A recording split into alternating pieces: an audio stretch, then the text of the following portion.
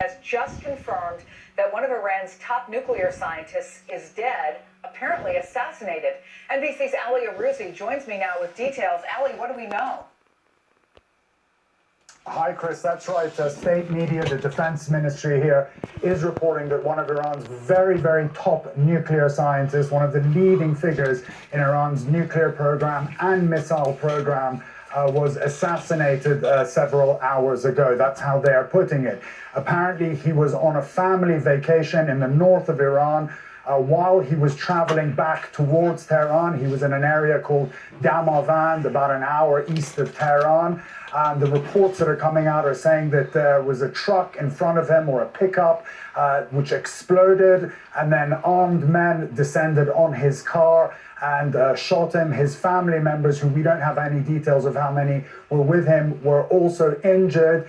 He was then flown to a hospital, we believe in Tehran, but he died of his injuries there. And I can tell you, Chris, officials here are already up in their arms and they're already laying blame. The foreign minister, Javad Zarif, says that this bears all the hallmarks of an Israeli operation. There's a man here called Hossein Dehgan. He is the advisor to Iran's supreme leader. He's also a candidate in the upcoming elections in June.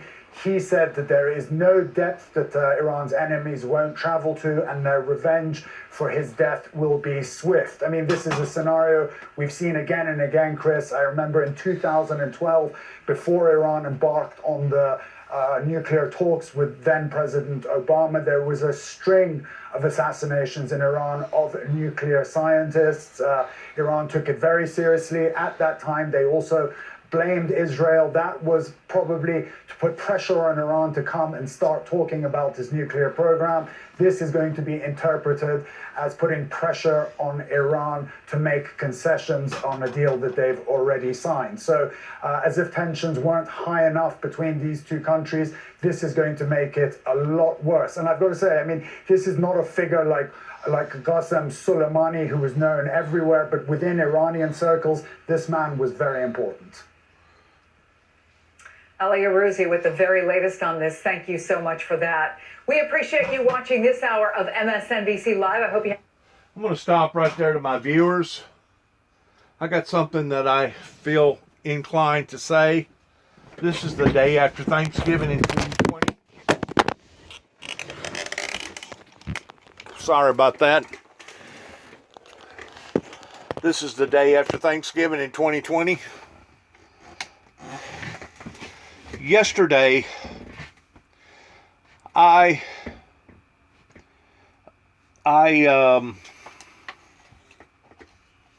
engaged in something that I didn't think that I would ever have to engage myself into, in regards towards putting faith or trust in a group of people that I felt like that I could trust, especially whenever it comes to such of a special occasion as Thanksgiving. I went to their house, and there was a couple cars there that I'm unfamiliar with. Just a very low-key festivity. I think in total there was like 6 or 8 of us there in the beginning, and then 2 or 3 other ones showed up. And then later throughout the day, I think there was a couple more that showed up out of Chicago. But Miss Sheila Rollins used to rent from my dad down here on the same property down here, of a trailer that is very, very familiar with our family. Not only is she familiar with the family, but she's familiar with the family events that has went on with the Jackson family, the Ridgeway family, the Sheffield family, and basically this whole area around here, because it's so close-knit to where everybody knows everybody. She's extremely familiar with our particular situation and our case, and I wouldn't have thought in a million zillion years that something would have been played out the way that it played out yesterday, towards me going to somebody's house. I brought in a pie, kind of like a potluck. You want to contribute a little bit if somebody invites you to Thanksgiving. And done already said the blessing. Everybody dug in, filled their plates, and everybody was sitting down, started to consume the food, consume the nutrition. Whenever I looked up in the kitchen window and seen somebody coming across the yard, I said something to the host. I said, "Well, somebody's coming in." I'd maybe gotten a third of my food done at that time, and it was Gail Ridgway. Whenever I first seen her walk in, my heart literally dropped because I didn't know what to expect. And the reason why I didn't know what to expect is because this was the individual that David and I had so much trouble around here whenever I first moved back here. And these was the same people that took a gun. David, my youngest brother David, took his own personal gun and put it to his head and tried to kill him. It was these people that helped to drive David off into an early grave towards him dying at the age of 51. It was these people that was falsely accusing me of having sex with animals and having sex with my brother and having intercourse with this and that and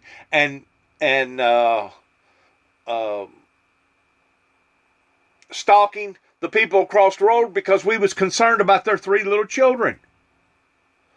And now this woman is sitting right beside me, and she's never offered not one time to apologize, to make amends towards all this that had occurred, even though her husband is now dead, just like my brother is now dead. And I'm supposed to sit there and like it and engulf my food. Well, I went ahead and acknowledged, "Hey, how you doing?" Like that. Continued to eat. For about 4 or 5 minutes, I realized that she was just sitting there. She wasn't digging in. She wasn't offering to do nothing or straighten up or anything. She was just sitting there. So I looked back at her. I go, "Aren't you going to eat?" She goes, "No, I've already eaten. I'm stuffed." I'm thinking to myself, well, if you've already eaten, how come you're coming to this Thanksgiving facility, and how come you're sitting at the table right beside me? And then they get to talking about the men, the good-looking men there. Of course, there was 2 gentlemen there that I didn't know that Miss Sheila had invited to her feast. And I'm sure that they was talking about those men, not me. But I hurried up and ate, the same as my friend Donald, and we went to the living room and talked about it. How that I personally felt like that I was being stabbed in the back, cutthroat, double-crossed, simply because Miss Sheila knowed the history of the background. It would have been different if Gail would have come in a remorseful sense towards wanting to bury the hatchet. That was not the case. The case was she was interested in men. Well, my Bible tells me that I have to love my enemies. I have to love their soul, their spirit, and don't wish for nobody to go to hell. But my Bible don't say nothing about that I have to love what my enemies have done to me. And that's the part that the majority of the society around here don't quite understand. Is that just because you're a Christian don't mean that you have to be somebody's whipping post or somebody's floor mat. Whenever I left from that party, I go to Kenton, Tennessee. I meet up with another brother in the Lord over there. The next thing you know, Brother Michael, that's in charge of the Macedonian church, goes and drops off a dish at this particular brother's facility. And I acknowledge him. I say, "Hey, Brother Michael, how you doing?" I go, "That's a good thing you're doing right there." I go, "But do you still feel the same way towards me not going back to your church, the Macedonian church?" He said, "Absolutely."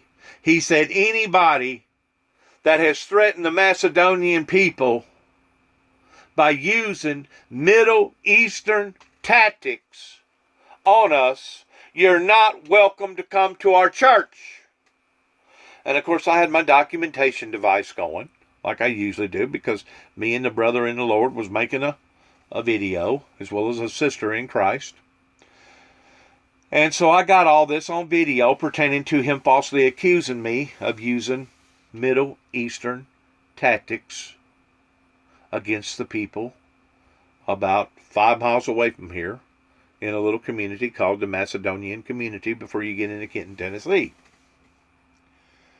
You may be saying, where are you going with all this? What are you trying to say a day after Thanksgiving?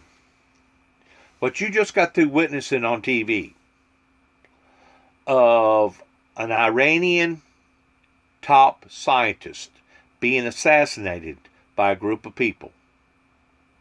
Is probably as serious, if not more serious, than the Cuban crisis. And if the people over here in America, throughout the world, don't take stuff like this serious, something obviously is wrong with the world. My Bible tells me to be wise as serpents, but harmless as doves. All these so-called Christians that want to have all these guns so that they can protect one another is contrary to their faith that they supposedly believe in. Because the faith that they believe in is supposed to be harmless as doves. If you're a harmless person, how come you've got a gun? I never said any such doings with the Macedonian people over in the Macedonian area pertaining to me going to use some sort of Middle Eastern tactics on that group of people that goes to that church over there. These are all the pits of hell lies, snares, the devil's snares that are coming up, and they all had to hit me all at once on Thanksgiving.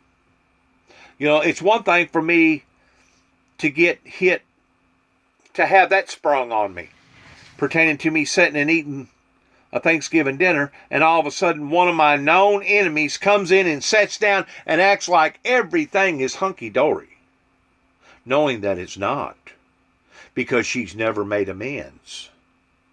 You see, that's the whole problem with the non-Christian society. They think that they can manipulate their way back into friendship and them not to do the right thing. Our law here in America, they don't just request it, they demand it. That if you have broken the law, you are going to pay for your doings to the fullest extent of the law. But yet now, whenever they make a mistake, or they commit a crime, we're just supposed to sweep it under the rug and act like it had never happened. This one-sided, unjust system here in America is soon going to stop, even if God himself has to intervene and stop it by bringing a total breakdown of the system pertaining to the coronavirus. It's one of the most saddest Thanksgivings that I think that I've ever had to experience. And to top it all off, I'm sitting here watching TV about a nuclear scientist that has just got assassinated over in Iran that could escalate into God only knows what.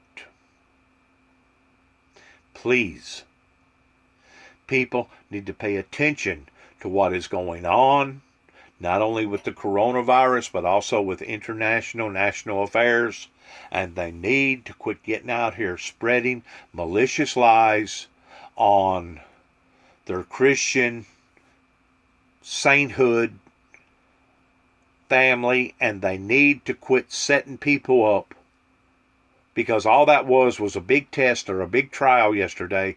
Because if I was supposed to be a schizophrenic, like a lot of these people would like to put me on a pedestal in being of, towards me being vicious and violent, I very well could have taken not just the food, but the plate and the table and chairs and absolutely just destroyed that whole freaking kitchen yesterday, in addition to possibly injuring not only other people but myself towards going off the deep end. Why would have anybody have intentionally been willing to sacrifice that just to be able to what? To make some sort of a point? to get your sniggers and laughs? Do you really think that I'm ever going to go to this person's house again in regards towards a family setting? It doesn't matter if it's Thanksgiving or Christmas or New Year's Eve. Do you really think that I'm ever going to trust this person again after she has set me up the way that she set me up towards me having to sit there and consume my Thanksgiving food in the presence of my enemies? The devil will go through to no avail of how far it, she, he, whatever you want to call it, will go through no avail in trying to bring torment and terrorize his victims. And as far as I am concerned, yesterday while trying to consume my food, I was literally terrorized to the point that whenever I got up and I went to Sharon, which is give or take about 2 miles from where this individual lives, Miss Sheila Rollins, I stopped, tried to refrain myself. The insides of me was still trembling. Felt like I was not necessarily at the point of having a nervous breakdown, but I could tell that my nerves was bothering me. You know, nerves is real, regardless whether you can see them or not. They are real. But I started getting a nosebleed because of it. And hardly ever I get a nosebleed, but whenever I get that shaky towards not knowing what's going to happen, towards not knowing what the next move's going to be, it just completely destroyed my whole engulfment of trying to eat that food and enjoy my Thanksgiving. Why would have someone been willing to have sprung that on somebody, but yet no, they claim to be my friends? Saints of God, listen to me. With friends like that, you don't need enemies, because they are your enemy. Anybody that would be that cold, callous, that was willing to do something like that,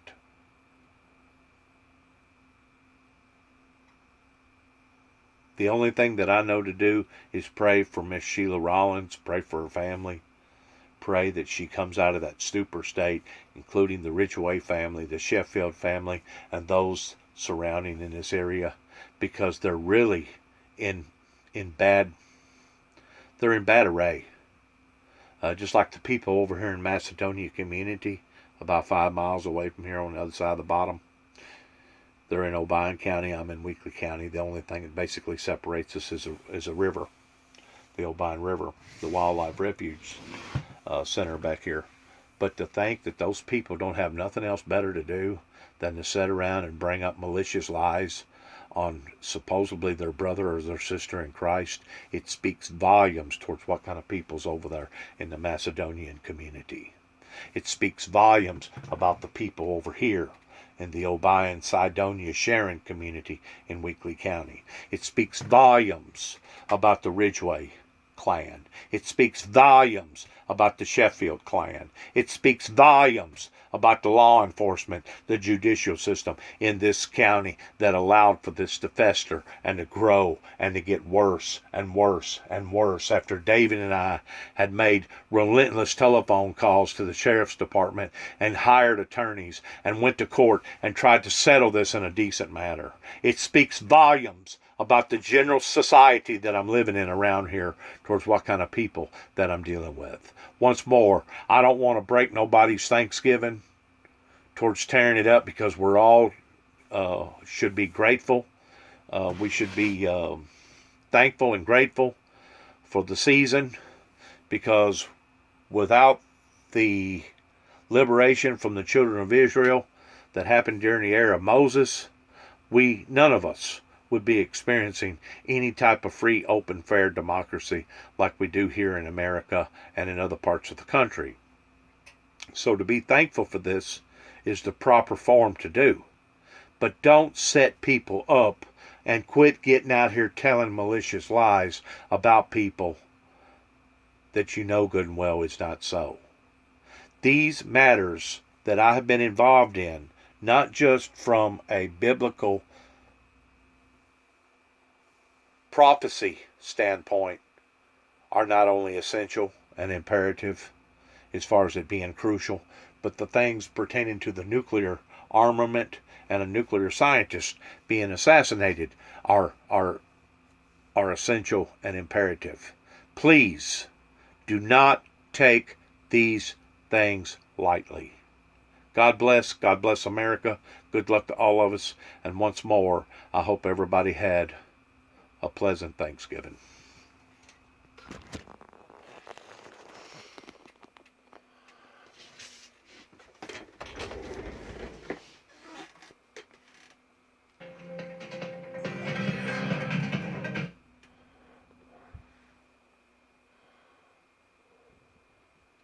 Moment of great tension, but that was the time when Iran was about to negotiate the nuclear deal with then President Obama.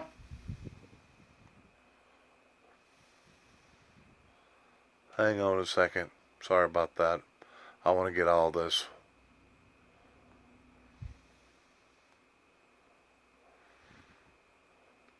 Iranian nuclear scientist appears to have been assassinated, according to a statement released by Iran's defense ministry.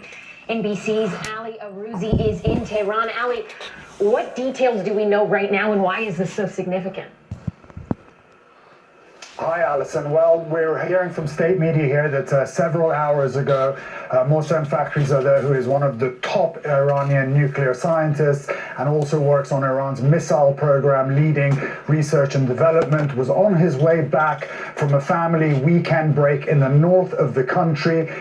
He had reached about an hour east of Tehran in a place called Damavan, when a pickup truck exploded in front of him, and then gunmen surrounded the car he was in and started firing into it. Iranian state media saying that his family members were with him. They haven't elaborated on exactly who or how many of them were with him.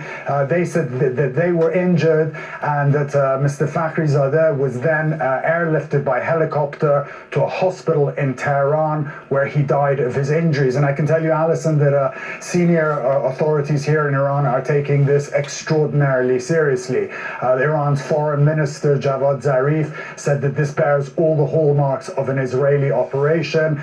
Senior advisor to the supreme leader, who is also an IRGC member, is also running for president in June here, said that revenge for this will be swift, and there's no depth to what Iran's enemies will go to. And others as well. The head of Iran's armed forces has also vowed revenge. So they're taking this very seriously, as they did in 2012 when there was a string of assassinations of Iranian nuclear scientists across the country. Iran was up in arms about it. They blamed Israel, and it was a moment of great tension. But that was the time when Iran was about to negotiate the nuclear deal with then President Obama, and the feeling was that they were piling on the pressure on Iran to negotiate. Iran is now going to feel like the pressure is being put on to renegotiate a deal that they had already signed, which they've said that they are not going to do. So it all remains to be seen what is going to unfold in the coming days and weeks. But this is par for the course with tension between the USA and Iran. And I've also got to tell you, Alison, although Mohsen Fakhrizadeh wasn't a known figure like Soleimani, to the people that matter in Iran, he was very important. Wow. A developing situation. We will check back with you if you hear anything else. Ali Arouzi reporting in Tehran. Thank you so much for that. Up next, we're going to go to Georgia and the Senate runoff race. Many Republicans are excited for President Trump to campaign there, but some worry that his trip may actually make things worse for his party. We'll tell you why in just a minute. Welcome to Thank you. Good luck. God bless America, and shalom.